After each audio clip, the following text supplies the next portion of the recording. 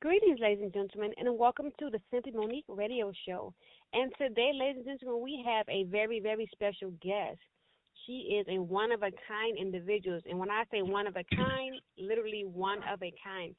Ladies and gentlemen, we have the one and only Miss Wanda Joell. She is a Bermudian, by nature, Bermudian. She's born in Bermuda.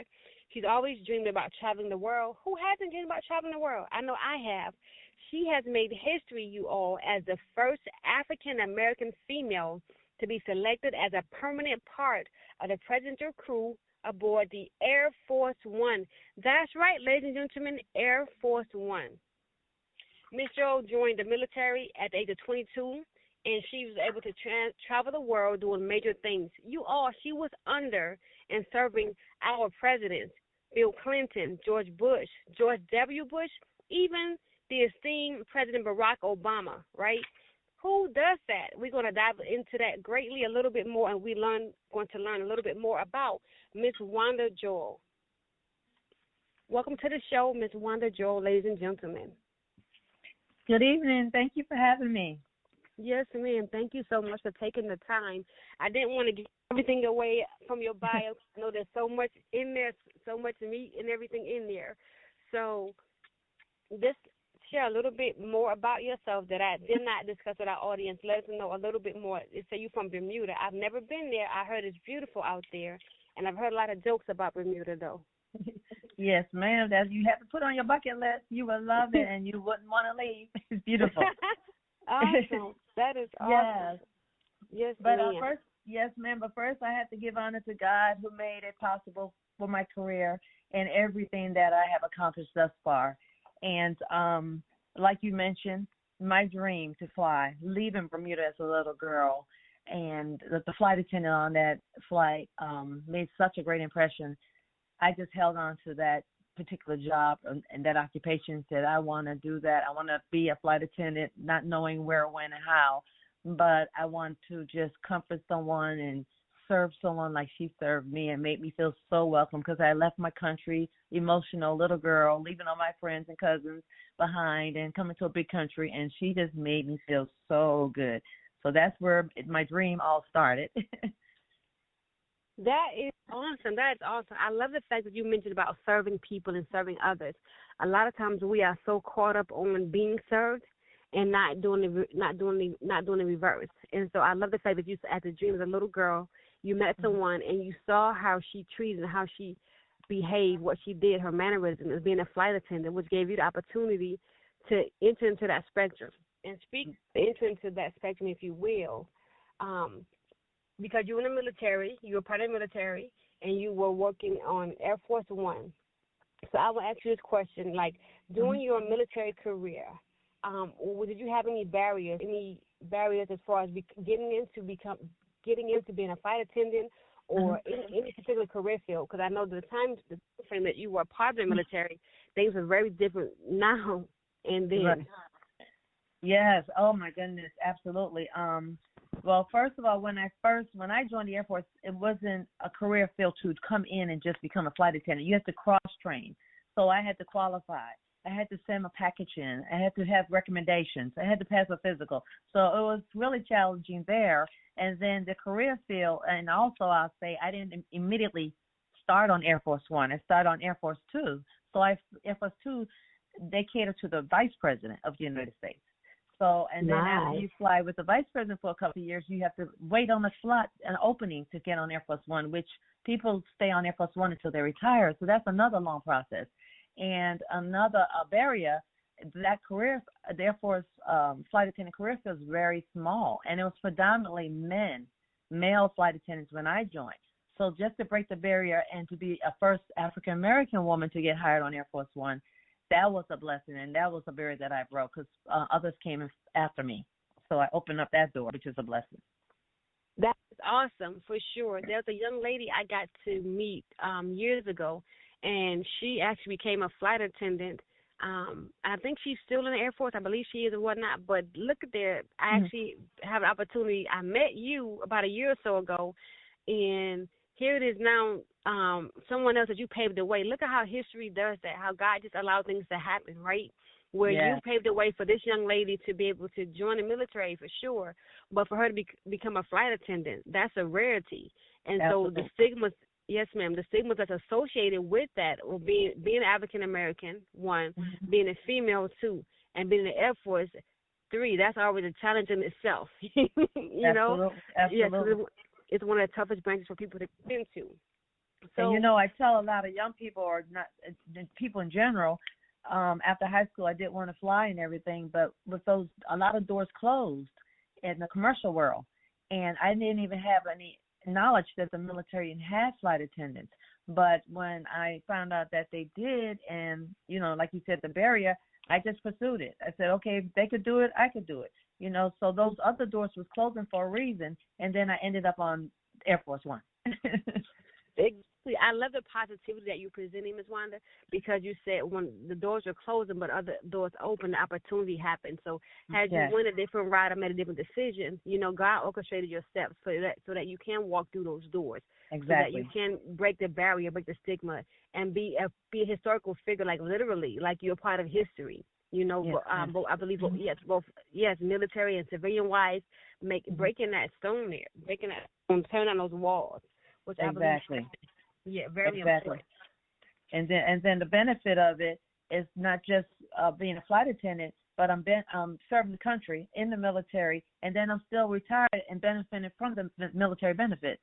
And I tell when I do speak to the youth of all ages, I tell them, even if you haven't decided what you would like to do right after high school, the military gives you a chance to, kind of grooms you and makes you responsible, gives you discipline, and you can even see the world. I mean, I left home and went straight to England, and Right. not as a flight attendant, but my first assignment, I went to England, and from England, I traveled to Spain. I went to Germany. Went from there, just on your leave, you could just take hops on military bases, flights to flights, so you could benefit and see the world and get your education. Which I told them I went back to school later, and then got my master, my associates, my bachelor's, and my master's, and and the military paid for it. Come out of the military with no debt. Come on, talk about it. Come So out the you, military, know that. Educated out the yes, military with no that. Talk about it. education, exactly. Fully Education. educated. Yes, ma'am. That Yes. degrees, those degrees, you could use them if that's what you need. If you're trying to pursue your education, and you have some different obstacles and barriers that you can't complete it, the military can do multiple things for you as far as your career goes. So yeah, I promote it. I'm not a recruiter, but I say the military really benefits a lot. If you're trying to search a lot of different areas, and you can get quite a few career fields under your belt. And then once you apply for civilian jobs, they majority of them hire retired veterans or just anybody with military background, because they know the training and the discipline, and you would be dependable and on time to work and what have you. Right, exactly. There's a lot of things, and I think people are really, literally now, employers are literally seeking military veterans, retirees, veterans, period. They're looking for those individuals because of what character they bring. And I Yes. think that's a lot of things nowadays when it comes to character, operating in those core values. The Air Force always talks about excellence before self, integrity first, service, what I'm saying, in all we do, right? Yes. And Mhm. I don't remember everything, but those things there, which employers they're used to military people being timely, being professional, having etiquette. There's certain things that the military individuals have that other people in the civilian sector do not carry. If they do carry it, it's slim, Mhm. very few and far in between. Yes. So, Exactly. Yes, ma'am. yes, ma'am. So So one question I wanted to ask Uh-huh. you Okay. would you say, because you were able to travel, did you guys want to piggyback right quick? She mentioned being able to go to these different countries and spending time in Europe, literally, in Spain, in Germany, and going to England. There's some people who never get to see the outside of the United States, outside of the little town or city that they're from, because A, they didn't join the military, or B, they did join the military, but they like, I only want to be in the U.S. I don't want to go overseas. And so being able to go overseas and join the military, you're able to broaden your horizon and your experiences. So my question to you, Ms. Wanda, would be, how would you say your experience transformed your life? I know you mentioned education. I know you mentioned Mhm. traveling. But how would you say, outside of those two things, did your experience transform your life?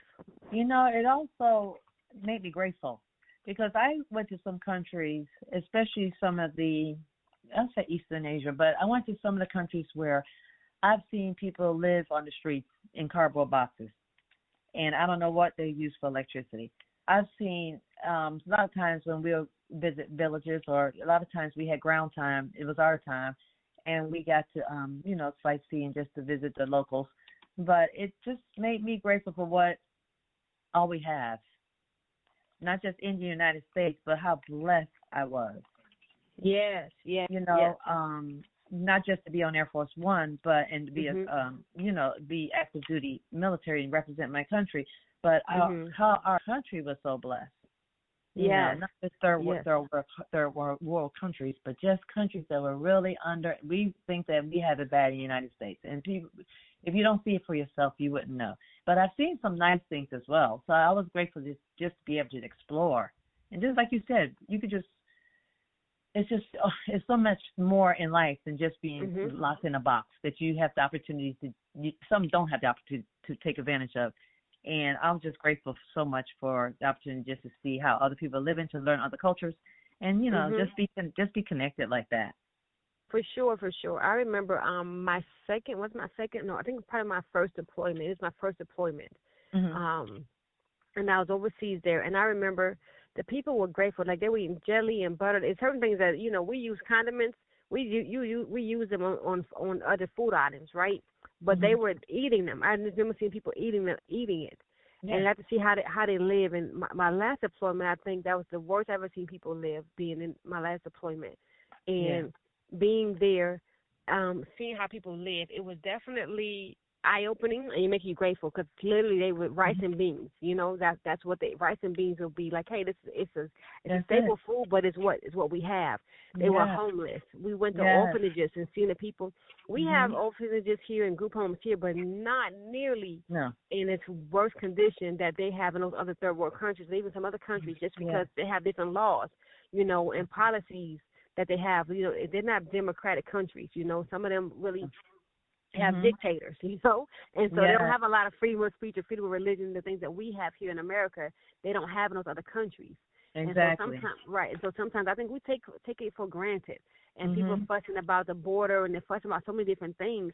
However, we should be grateful that we even have that to Mhm. even worry about. People leave their country to come over here to have a better living, and so Exactly. I'm not saying they're right for how they do it, but if I lived in those countries, I would gladly be trying to figure out how to get from out of there to come over to Mhm. someplace better where I have some freedom. Yeah.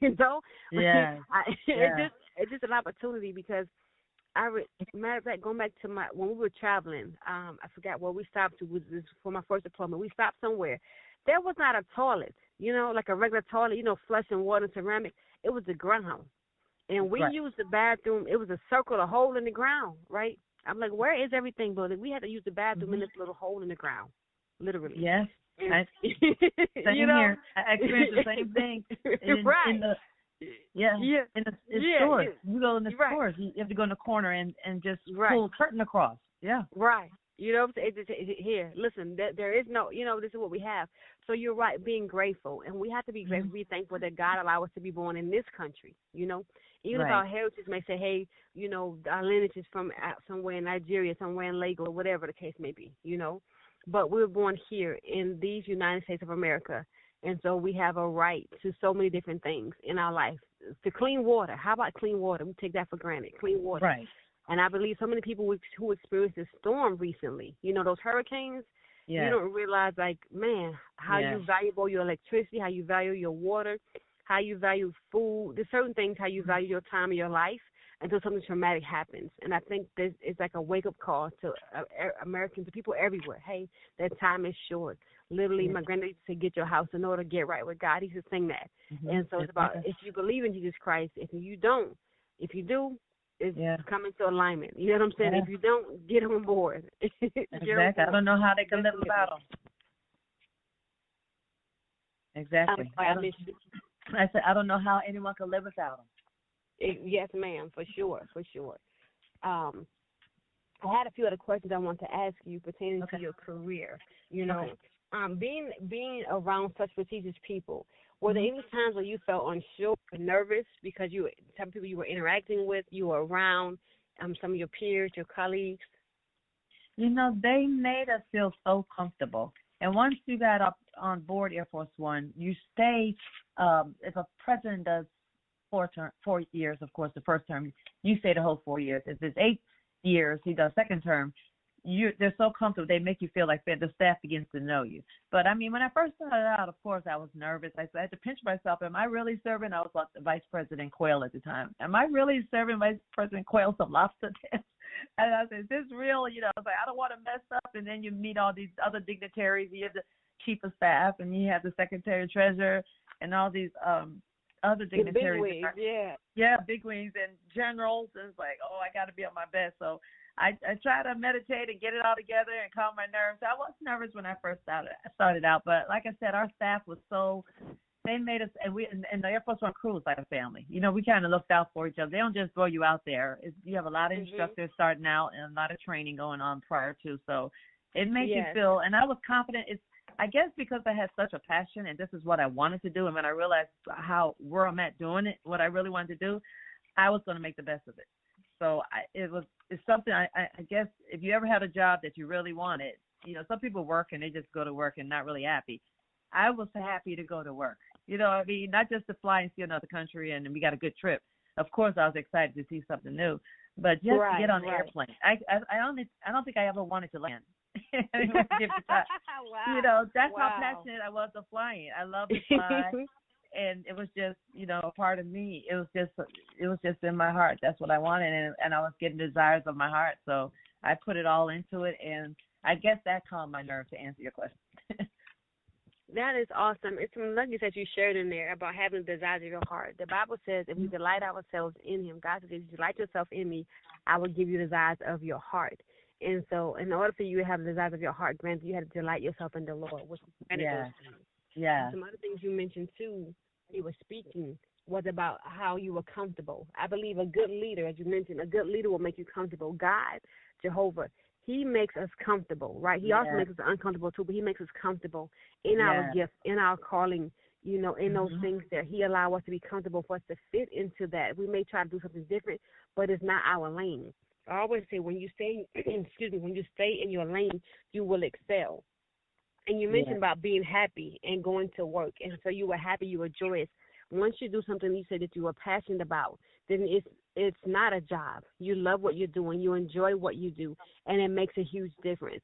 And even when you're an entrepreneur, sometimes what you're doing, it may not be for you. You may have to go back to something different, shift gears, because this is not the lane, this is not the idea for you anymore. Something different needs to take place and has to occur for you. And I believe once we as individuals, as leaders, decide that, hey, we want to serve people like you mentioned earlier, we want to create a comfortable atmosphere and a safe environment, that makes a huge difference for individuals. Yeah.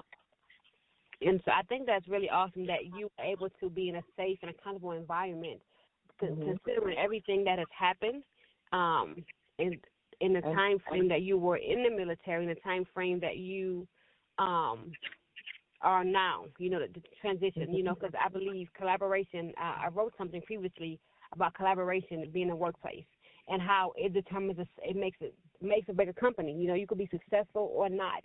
And so you all being on Air Force One and being on Air Force Two, around different people, around dignitaries, that even though it could be uptight and stressful, having a comfortable atmosphere makes everything easier. I believe for the pilots too, right? Yes. Like you said, I know it was ordained by God, and He, in the was Philippians 1:6, that He who began a good work in you will carry it to completion to the day of Jesus Christ. So I know it was ordained. So I guess that's another reason my spirit was comfortable, and I was able to, you know, accomplish the mission, because it was like, this is where I need to be. This is my season. So, and the Lord gave me the desires of my heart. So I'm here. So I'm put everything into it. And, you know, that's what made me, that's, you know, really what made me say, I could do this and I'm going to be the best of it. And I did it. And God, not me, myself, and I, but I'm just giving credit to God who made it happen. Made it Exactly. He made it possible for you. Yes. He did. Yes. He made it possible. And so when you say you were in your place where you were supposed to, where you were in your place, this is where you wanted to be, where you were passionate for, and what God allowed to happen. I believe that when we allow, some people say, why does good things happen to good people, and why does bad things happen to good people? And so that question is like an age-old question. I don't think anyone has a real answer. I've heard a variety of things that occurred, but I do believe God allowed everything to happen. Mhm. I believe He allows everything to happen. It's either to teach us something, to remind us about something, to empower us, to sharpen us, whatever the purpose is. It's a reason. I just Right. don't have an answer for them people who say, "Well, why does bad things happen to good people?" I don't know why bad things happen to good people. Right. You should ask somebody why bad things happen to bad people, or why good things happen to bad people. Mhm. And Mhm. you Yeah. know, Right. right? Yeah, but the Bible says, He's no respecter. You know what I'm saying? Of persons, right? And He ran the just as well as the unjust. So Amen. some things happen for us to learn. I think, and some things Yeah. happen for us to learn, for Yeah. us to grow and develop. It's intentional. This Right. conversation, us meeting today, this time now, it's intentional. It's purposeful. Right. And it's all a test of our faith. You know, Exactly. it might be situations and sometimes we put ourselves in situations. It might not be God's will. Say that. But it's just that God will bring you through, and He might just want, like you said, call on me, and then I will answer. But some people just try to figure, they put their hands in it. God said, let's wash your hands with it, and you don't have to go to be, do these bad, hard. Some people make it hard for themselves. Just trust the Lord, be faithful, fast, pray, and just, let Him order your steps. And you don't have to go through all this other stuff. Right, unnecessary drama, unnecessary, right? Unnecessary. But it's okay. God still loves. He still loves us all, and it's just sometimes they just ain't there yet. It's okay. It's okay, right? Nobody's perfect. He'll get you through it. Here go my child again. He probably smiling down now. I didn't. That weren't on our agenda today. Right. That wasn't. But it'll be okay. He forgives, and he'll say, "I'll get you together. Just gotta give it to me next time." Right. Just let me handle it, okay? Right. Exactly. Yes, Are you ma'am. tired of driving? Are you tired of wrecking the car? Are you tired? There you go. Are you tired yet? Do you just take the wheel? Right. Exactly. Carry on the wheel. You just take the wheel. Right. Yes, ma'am. So we be driving. He say go left. We turning right. I thought you said nah. I told you to go left. We're right. We had this conversation. Come on now, child. Yes, ma'am. Right. Definitely. I believe it's yes. When you were so after you retired, because you retired in 2010, right? You retired in 2010. Right. So that transition period from being in the military, traveling across the world, now here we are about 14 years later, and you're in the civilian sector. So how has that transition from military life to civilian sector, how has that been for you? What is it like? If I could have did 30, I would have did 2 more and did 30, but I did 28, which was my time to go. At the beginning, it was a big loss for me because that was what I was doing. I was very passionate about. But I continued to fly when I retired. I continued to fly for a private company for about 6 months. I didn't do it long. And then I think that chapter, God, He just opened the other doors for me to do. So I end up I'm doing the motivational speaking thing. I wanted to kind of pour back into the youth. And doors are opening, and doors started opening. People are reaching out for me to speak. And I was invited to different, go to my son's school, end up being the graduation speaker, the 5th grade, and it moved up to a high school. So God was opening. Awesome. So I could tell that season of the flying was over. God wanted to use me in other areas. And then I found a church home here in Gwinnett County in Georgia. And the pastor and his other ministries that I'm getting involved. So God's got me in a place right now to just pour back into what He's done for me. I want to just encourage and kind of just let not just the youth, but if I could just inspire someone to hold on to their dreams, which the Dreams in Flight. My book is coming out soon. Okay, tell us about the book, Dreams in Flight. I like the title. Come on, okay. Yeah, so that was my Dreams in Flight. Right now? Okay. Yes, that's a sneak preview. But it's coming out shortly. I'd say fall, so this is fall, so that should be complete soon. And it's all about my mission, my journey from leaving the islands as a little girl and how God ordered my steps into the big jet. I call it the big jet. The Air Force One. Okay. Air Force One. Okay. Yeah, so that's what I'm doing now, just speaking and trying to encourage. And like I said, involved in other ministries at church where it's all serving. It's about serving and wherever I can. Okay. Yeah. I wish you don't happen to know the exact date your book is going to come out, so we can come back and like do like a Yeah. pre-release date and everything. Okay. We can. The team created one that connected us. They will probably be. You could be in touch with them, and they could probably maybe let me know the date. Okay. set something up later for the. Yes, ma'am. Mhm. Perfect. Definitely will have you come back so we can share like more like when you release the book and everything, so people can know. Hey, they're hearing about it now, but when like the day before and the day of the release, definitely want to have you come back on and get more people like, hey, this talk solely about the book.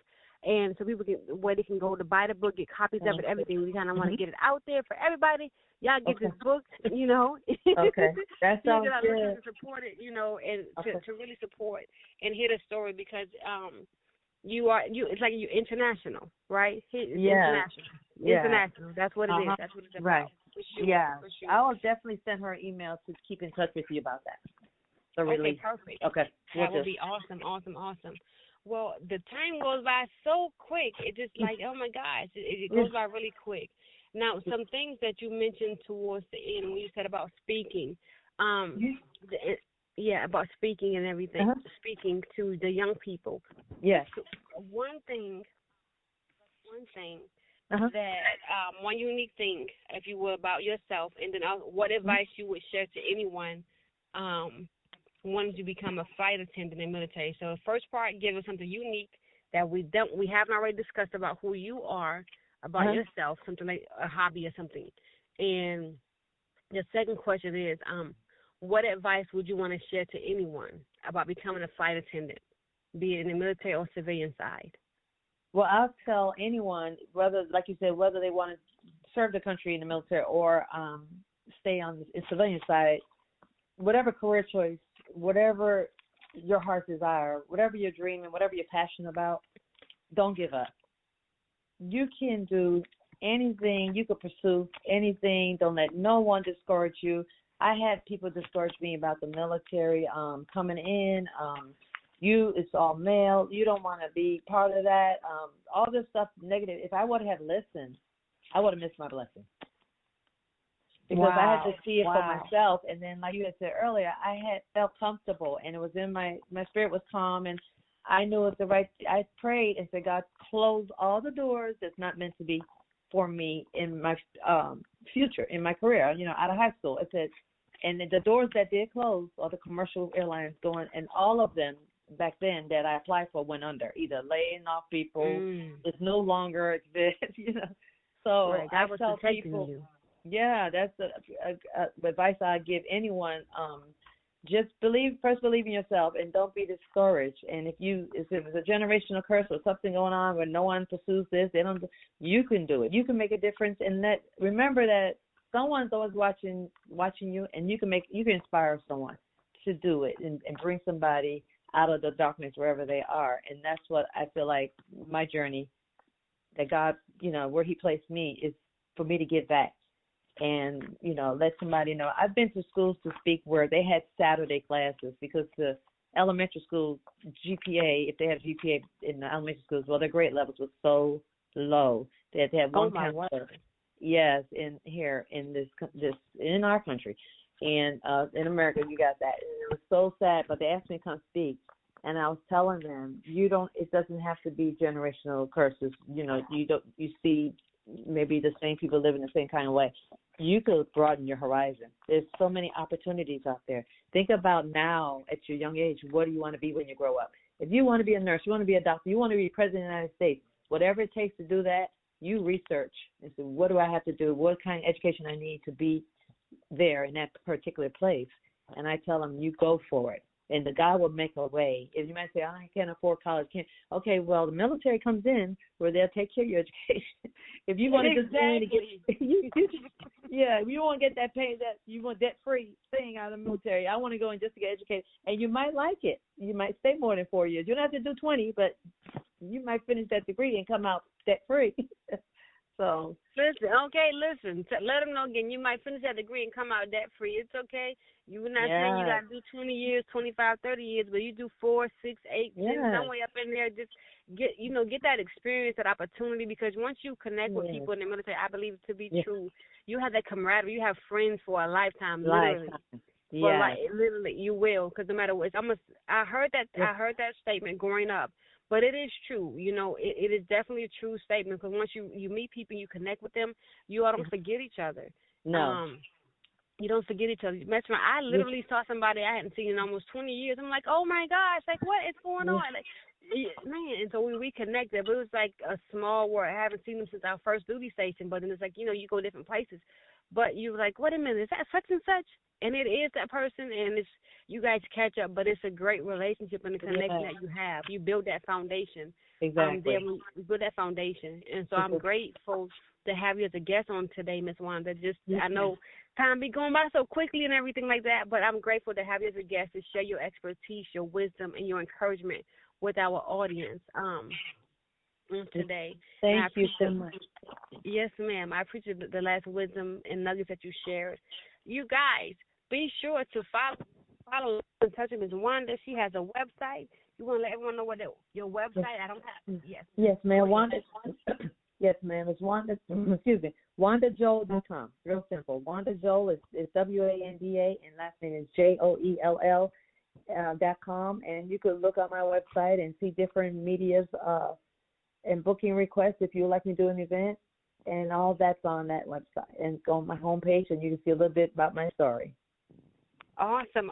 Thank you so much. We are so grateful to have you again on the Simply Monique Radio Show. Until next time, ladies and gentlemen, you all stay safe, be blessed, and peace.